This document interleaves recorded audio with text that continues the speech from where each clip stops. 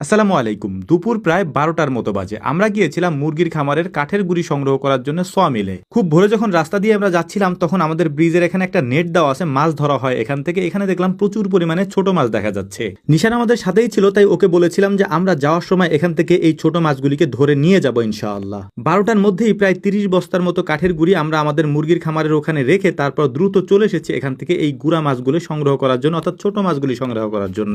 নিশান জাল খেয়া দেওয়ার জন্য নিচে যাওয়ার পর আমরা উপর থেকে ফুলকুচি নিয়ে বড় মাছগুলিকে ধরার চেষ্টা করছিলাম, কিন্তু আমরা একটাও ধরতে পারি নাই, কারণ এই মাছগুলি খুবই চতুর, যেহেতু বিলের মাছ। মাছ ধরার সময় দেখলাম যে এক আচারওয়ালা আচার নিয়ে যাচ্ছিল, তাই তার থেকে আচার সংগ্রহ করে সবার মধ্যে আমরা বিতরণ করছিলাম। এর মধ্যেই জাল খাওয়া দেওয়ার পর দেখা গেল অনেকগুলি ছোট মাছ এখান থেকে উঠে এসেছে। এই ছোট মাছগুলির মধ্যে কিছু কিছু মাছ একেবারে ছোট না, একটু বড় সাইজের, তাই মাছগুলিকে আমরা বেছে নিচ্ছিলাম, অর্থাৎ একটু বড় সাইজের মাছগুলিকে আমরা আলাদা করে নিচ্ছিলাম এবং ছোট সাইজের মাছগুলিকে আমরা এখান থেকে কুটে ধুয়ে তারপরে নিয়ে যাব। কারণ হচ্ছে এই ছোট মাছ যদি এখন এই দুপুর টাইমে বাড়িতে নিয়ে যাই তাহলে বাড়িতে উঠতে পারবো না, বাড়ি থেকে ধাওয়া দিয়ে নামিয়ে দিতে পারে। আমরা যেহেতু একসাথে অনেক মানুষ, তাই ছোট মাছগুলিকে ওরা এখানে বসেই পরিষ্কার করছিল, আর বড় মাছগুলিকে আমি নিয়ে যাচ্ছিলাম সজীব আমাদের বাড়িতে কোটার জন্য। যেহেতু জোহরের আগে এই কাজগুলি আমাদেরকে শেষ করতে হবে, তাই বাড়িতে গিয়ে দ্রুতই আমরা চুলাটাকে রেডি করছিলাম। আর চুলার পাশাপাশি আমরা বড় একটা তাওয়া নিয়ে এসেছি। এই তাওয়াটা মূলত আমরা নতুন এনেছি। এর কারণ হচ্ছে যখন আমরা পুকুর থেকে কোনো বড় মাছ ধরি এবং সেই মাছগুলিকে যখন আমরা ভাজতে যাই, মাছগুলিকে ভাজা যায় না। তাছাড়া আমরা একসাথে অনেক মানুষ কাজ করি, ওই ছোট পাত্রের মধ্যে মাছ ভাজতে গেলে বা রান্না করতে গেলে আমাদের অনেক কষ্ট হয় বা আমরা করতে পারি না, অনেক সময় লাগে। যে কারণে এই বড় পাত্রটা বা বড় এই যে তাওয়া বলি আমরা, এই তাওয়াটাকে আমরা নিয়ে নিয়েছি আলহামদুলিল্লাহ। তো যাই হোক, আলহামদুলিল্লাহ মোটামুটি আমাদের সব কাজ কমপ্লিট। মাছগুলিকে ধুয়ে কুটে পরিষ্কার করে ফেলেছি আমরা। এখন এই মাছগুলিকে লবণ, হলুদ এবং আলাদা একটা মশলা দিয়ে সুন্দর করে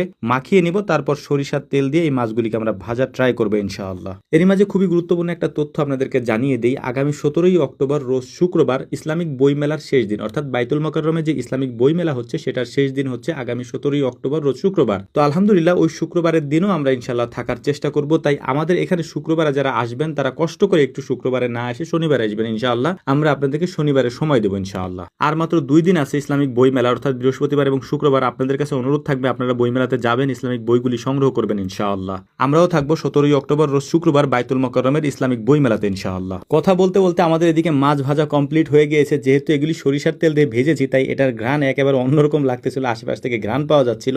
আর হ্যাঁ, যে সরিষার তেলটা দিয়ে আমরা ভেজেছি এই সরিষার তেলটাই মূলত আমরা আপনাদেরকে দিয়ে থাকি। আমাদের কাছে আলহামদুলিল্লাহ এখন যথেষ্ট পরিমাণে আছে, আমরা সংগ্রহ করার চেষ্টা করছি। কারণ হচ্ছে যে এখন যেহেতু সিজন না, তাই সংগ্রহ করাটা আমাদের জন্য একটু দুষ্কর। তবু আমরা ভাঙানোর চেষ্টা করছি, ভাঙিয়ে আমাদের কাছে রাখার চেষ্টা করছি। যদি আপনার প্রয়োজন হয় আমাদের কাছ থেকে যথেষ্ট পরিমাণে এখন আপনারা পাবেন ইনশাআল্লাহ। মাছগুলিকে 2 ভাগ করে তারপর আমরা ভেজেছি। ছোট একেবারে গুঁড়ো ছোট মাছ যেগুলি আছে সেগুলিকে আমরা আলাদা করে ভেজেছি। এর পাশাপাশি একটু বড় যেগুলি, বিশেষ করে এর মধ্যে বেশিরভাগই ছিল বাইম মাছ, এর পাশাপাশি ছোট ছোট কিছু পুঁটি মাছই ছিল, এগুলিকে আমরা আলাদা ভেজেছি, যেটা একটু